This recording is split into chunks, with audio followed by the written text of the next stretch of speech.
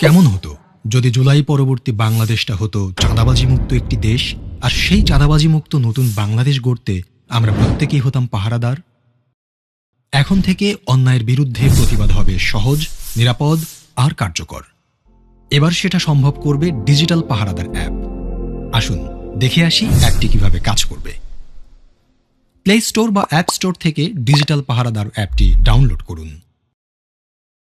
আপনার phone number দিয়ে registration করুন। 6 সংখ্যার গোপন পিনটি সেট করুন। কোন ধরনের অভিযোগ দিতে চান তা সিলেক্ট করুন। অভিযোগের প্রমাণ সংযুক্ত করার জন্য ছবি, ভিডিও, অডিও রেকর্ড করুন অথবা মেসেজ টাইপ করুন। অভিযোগটি পূর্বে রেকর্ড করা থাকলে ছবি, ভিডিও, অডিও আপলোড করুন। আমি উপরের শর্তাবলী পড়েছি, এই লেখাটিতে টিক মার্ক দিন, তারপর জমা দিন বাটনে ক্লিক করুন। অভিযোগের 24 ঘন্টার ভেতরে দ্রুততম সময়ে ব্যবস্থা গ্রহণ করা হবে। আপনার অভিযোগটির অগ্রগতি অ্যাপটির মাধ্যমে ট্র্যাক করতে পারবেন। অভিযোগটির সর্বশেষ তথ্য আপনাকে SMS এর মাধ্যমে জানানো হবে। চাঁদাবাজি এর পাশাপাশি দুর্নীতি, ঘুষ, মাদক, সন্ত্রাস, বুলিং বা ইফটিজিং ও অপহরণ সংক্রান্ত অভিযোগ দিতেও অ্যাপটি ব্যবহার করতে পারবেন। অভিযোগকারীর নিরাপত্তা নিশ্চিত করার জন্য পরিচয় গোপন রাখা হবে।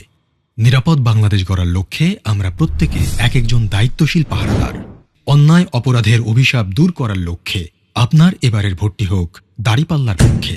চলো একসাথে গড়ি নিরাপদ, চাঁদাবাজি মুক্ত নতুন বাংলাদেশ।